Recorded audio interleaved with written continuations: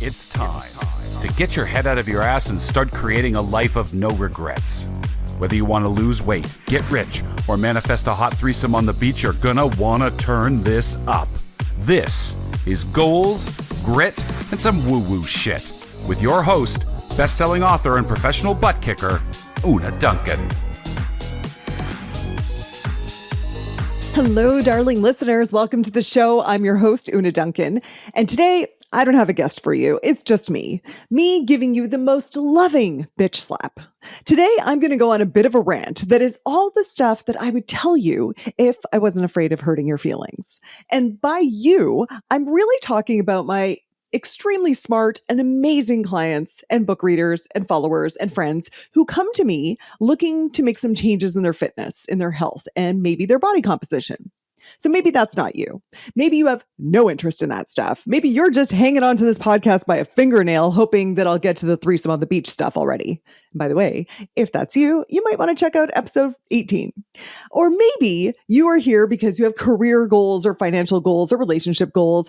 And if that's the case, guess what?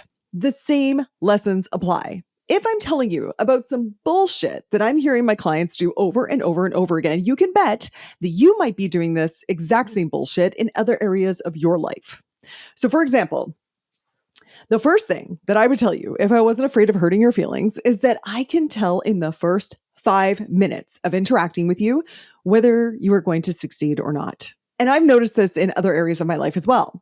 I'm part of a group called WELL, which stands for Women's Equity Lab, where we are a group of 25 female angel investors, and we invest as a collective in seed or pre-seed stage startup companies.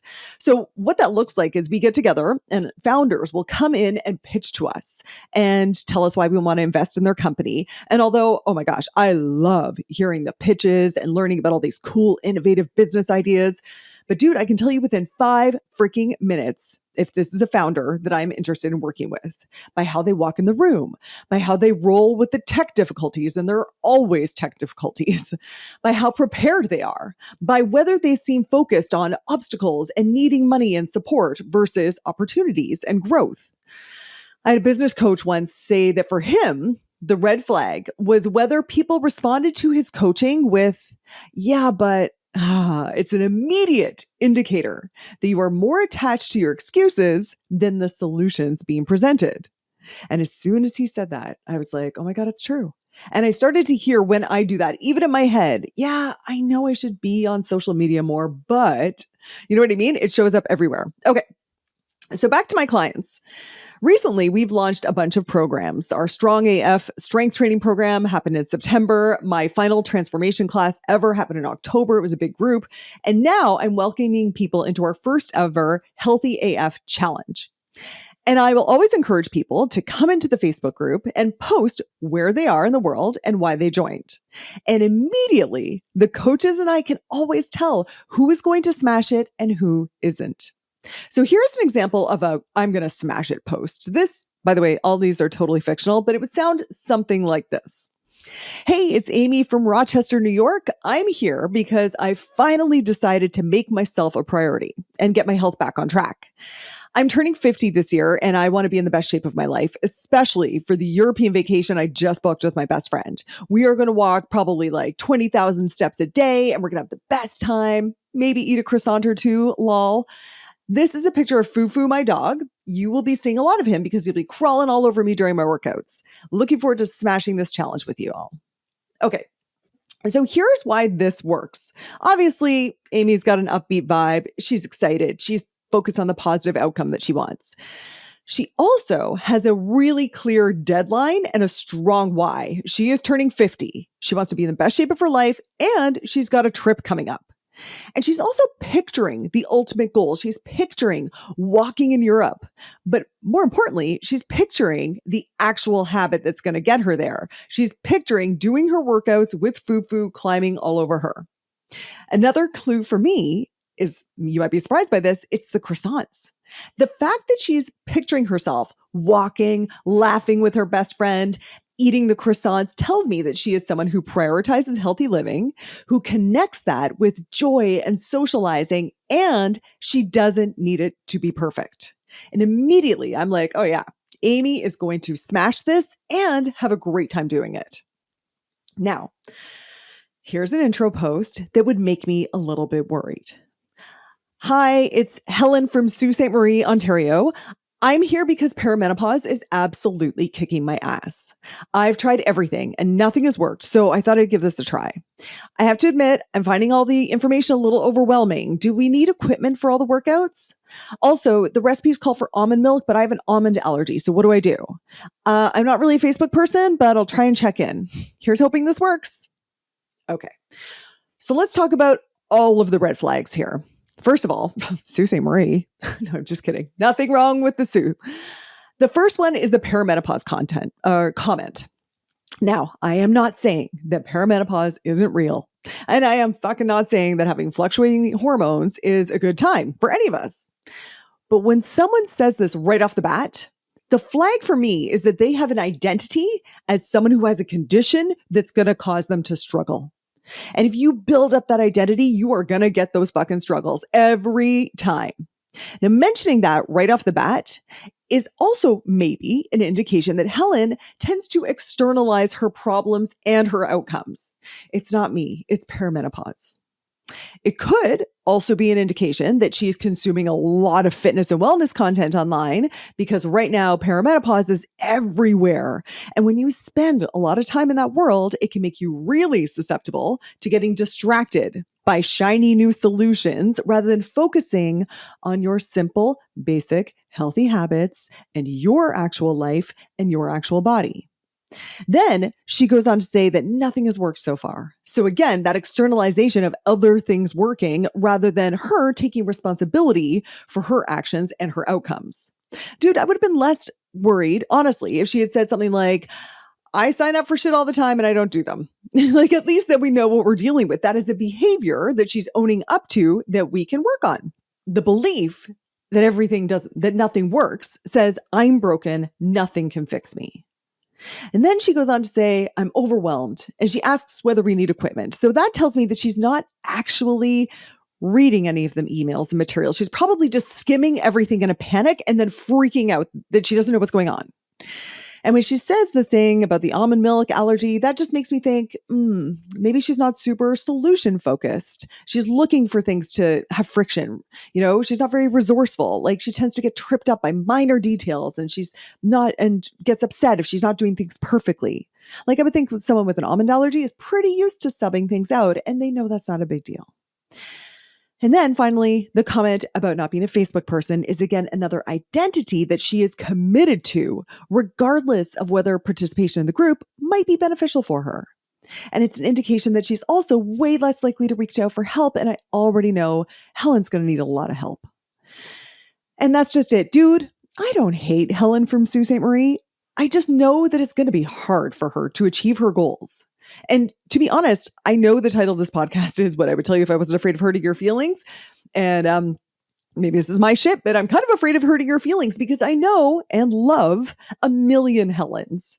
So if you're listening to this and thinking, oh, geez, I could have written Helen's podcast post. I totally feel like perimenopause is kicking my ass. And I totally feel like nothing is working. And I do get overwhelmed. Oh, dude, I get it. I am not judging you. And I want to help you.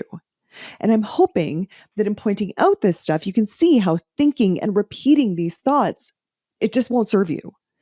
And by the way, if you're thinking, okay, but those thoughts might be not serving me, but they are true. So what do I do? Go check out episode 60, The Secret to Coaching Your Damn Self. It is one of my favorite episodes, and it will walk you through a step-by-step process to change your mindset to something that's going to get you where you want to go.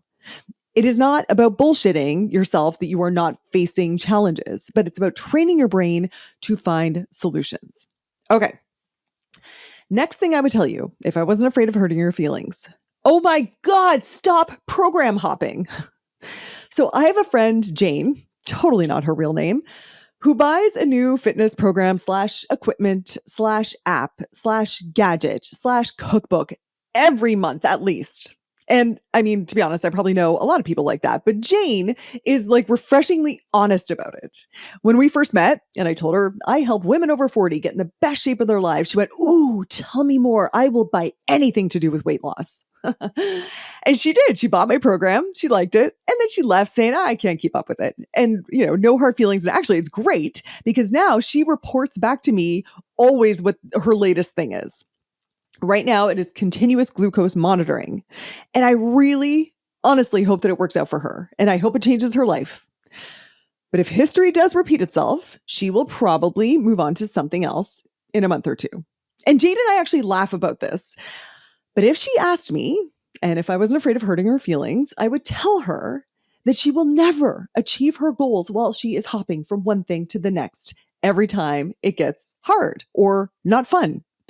That's like going on a couple of dates, and as soon as the honeymoon phase is over, you bounce instead of sticking around and actually dealing with the complex and flawed human in front of you that you might actually build a beautiful life with. Only in this case, the complex and flawed human is you. Because wherever you go, there you are. The obstacles that got in your way when you tried one strategy are going to be there waiting for you when you try the next one. So there is a psychology model called the emotional cycle of change. So when you start with uninformed optimism. This is going to be great. This new program is going to change everything, and I'm totally going to stick with it. And then you move to informed pessimism. Oh, this is hard. This is taking way too much of my attention. The results aren't even happening fast enough, and I'm getting really frustrated. And then you hit the valley of despair, where you are at an emotional low. You can't remember why you started this fucking thing in the first place, and it sucks. And you know what I need? Something different. I need something new. I need a new program. So then you go back to uninformed optimism. This is going to be great. I talk about this in my book as the diet roller coaster. But again, dude, this emotional cycle of change applies to relationships, to business, to any goal you are working on. It's going to get hard. It's going to be fucking boring. And it's going to feel like it's not working fast enough. And you are going to want to bail. And you are going to want to find something that feels new and exciting and hopeful. I sometimes hear my clients say, I just need to hit the reset button. But if you keep hitting reset and going back to the beginning, you will get nowhere. What you want to do is you want to move on to the next stage, informed optimism. That's when you know exactly how hard it's going to be and that it's going to be boring and it's going to be slow, and you do it anyway. And you get solution focused. Now that you have a realistic idea of the work that needs to happen, that's when the growth actually happens. The truth is that if you want different results, you have to do something different. And most people fool themselves to thinking that the different thing is a new program or a new gadget or a new diet strategy. But the something different is almost always you pushing through the discomfort and the boredom, and then nothing is happening.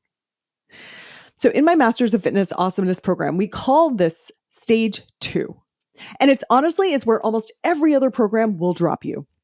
They're counting on you to be an uninformed optimism. And they tell you, do this thing.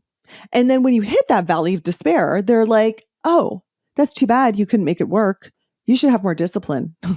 Whereas we're like, okay, are you feeling grouchy and frustrated and rebellious and you don't want to do it anymore? Awesome. You've hit stage 2. That's such an important stage of growth. Here's how you move through this to get to stage 3, instead of hitting the reset button and starting back at the beginning and getting nowhere. By the way, if you're interested in learning more about the stages and learning what stage you're at and the specific skill that you need to master to get to the next level, check out episode 9, and I tell you all about that. Okay. Last thing I would tell you, if I wasn't afraid of hurting your feelings, is stop looking for accountability. I just need more accountability is one of the things I hear most often. And I know when people say this, they have this idea that if only a personal trainer would come to their house every day and make them work out and monitor their food journal, then they would do their healthy habits. They would get amazing results. And I have to tell you, as someone who used to do exactly that, I used to go to people's homes and do exactly that. It doesn't work. That scenario is basically a fancy person's equivalent of me saying to my husband, "Hey, Dill, can you hold me accountable and make sure that I wake up and I do my workout tomorrow and that I don't do drive-by shootings of the baking cupboard and eat handfuls of the chocolate chips that are supposed to be for cookies? Okay, thank you." Okay, so what's the problem with that? It just won't work. Like, even if Dylan generously offers to make it his fucking job to hold me accountable to those intentions, he's not always going to be around. I could totally sneak handfuls of chocolate chips when he's not looking. I know, I have tried it. And when he pokes me to go work out in the morning, I could just say, "Oh, I think I'm coming down with a cold. I'm just going to let my body rest today." And I mean, what's he going to say to that? But here's the real reason that it won't work. Because I am completely outsourcing responsibility for my actions to another person, instead of deeply understanding that my actions, and therefore my results, are 100% my responsibility. Now, does that mean that you are alone on your fitness journey or whatever journey you are pursuing right now? On the contrary, if you want real accountability, you will accept not only 100% responsibility for your results, but also responsibility for other people's results. Does that make your butt clench? That is the feeling of accountability. If you want to be held accountable, you have to put yourself in a position where it would be deeply uncomfortable not to make your commitments. And before you think, "Whoa, that's too much, that's too heavy, I am not that kind of person," the truth is that you probably already do this all the time. In your job, there is a good chance that you feel deeply accountable because if you don't get your work done, other people will be adversely affected. In your family, you might have accepted the responsibility of feeding your children or your pets, and you probably don't skip that because you feel deeply accountable to that. So if you have a think right now about areas of your life where you can't screw up because other people will be negatively affected, I bet you're pretty fucking solid in those areas of your life. So in my MFA program, we have live Zoom workouts in various time zones, and they're totally volunteer led. Someone will post in the group and say, "Okay, I'm starting a group to meet and do the workout videos together at 6 a.m. Eastern. Who wants in?" And then a bunch of people will be like, "Oh my God, me, I'm in, I need accountability." And probably like a quarter of those people will show up. But when they do, it is amazing. Some of our groups have been running for like 5 years now, and they're such a solid cohort and they count on each other. But guess who gets the best results? Always. It is the leader, who is the person who volunteered to say, "I will," and she doesn't have to do that much. She has to open a Zoom room and press play on a workout. That's it.